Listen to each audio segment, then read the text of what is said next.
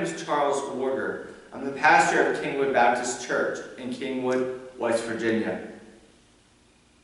I would like to go over Luke chapter 1, verses 8 to 17. Luke writes, "Once when Zechariah's division was on duty, and he was serving as priest before God, he was chosen by lot, according to the customs of the priesthood, to go into the temple of the Lord and burn incense. And when the time for the burning of the incense came, all the assembled worshippers were praying outside. Then the angel of the Lord appeared to Zechariah, standing at the right side of the altar of incense. When Zechariah saw him, he was startled and was gripped with fear. But the angel said to him, 'Do not be afraid, Zechariah. Your prayer has been heard. Your wife Elizabeth will bear a son, and you are to give him the name John. He will be a joy and a delight to you, and many will rejoice because of his birth, for he will be great in the sight of the Lord.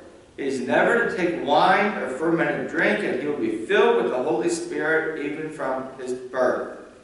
Many of the people of Israel he will bring back to the Lord their God, and he will go before the Lord in the spirit and power of Elijah to turn the hearts of the fathers and their children and the disobedient to the wisdom of righteousness, to make ready a people prepared for the Lord.'" Now that's the key verse, to prepare the way for the Lord. Now let me say a few words here. Zechariah was visited by the angel Gabriel. Now the name Gabriel means, in Hebrew, God is my hero. What an awesome name. God is my hero. That's what Gabriel means. Gabriel appeared to Zechariah as he was placing the incense on the altar. Now that was the moment of intense worship, when he was placing the incense on the altar. And it was at that moment of worship when God, through Gabriel, visited Zechariah. And he informed Zechariah that Zechariah was going to have a son, and his son would play a role for the redemption of Israel and for the redemption of the world.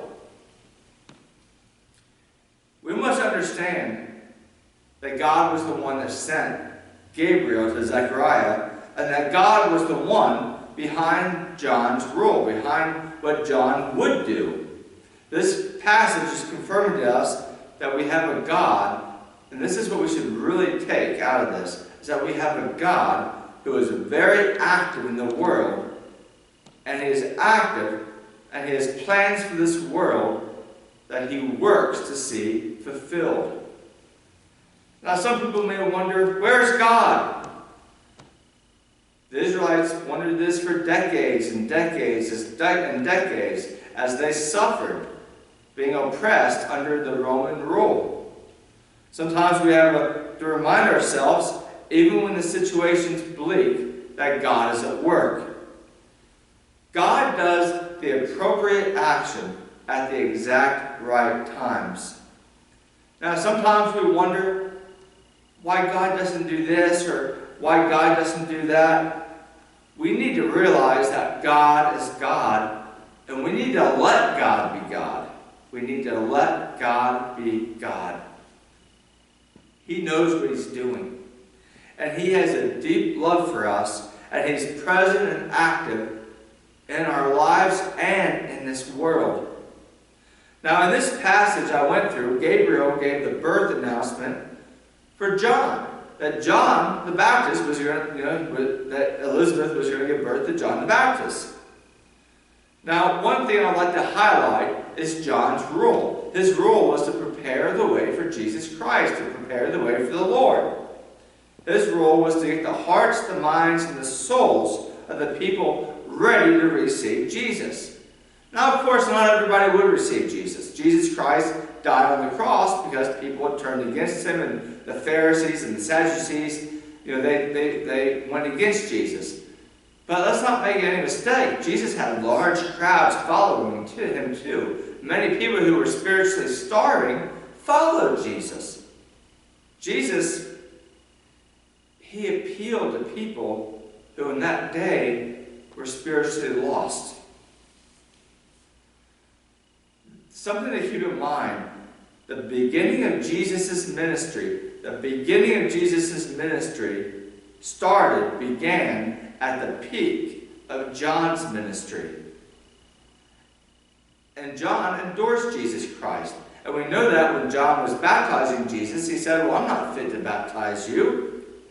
That was a strong message of endorsement from John to Jesus. Now I'm going over this because this is, part of the way how John prepared the way for Jesus Christ.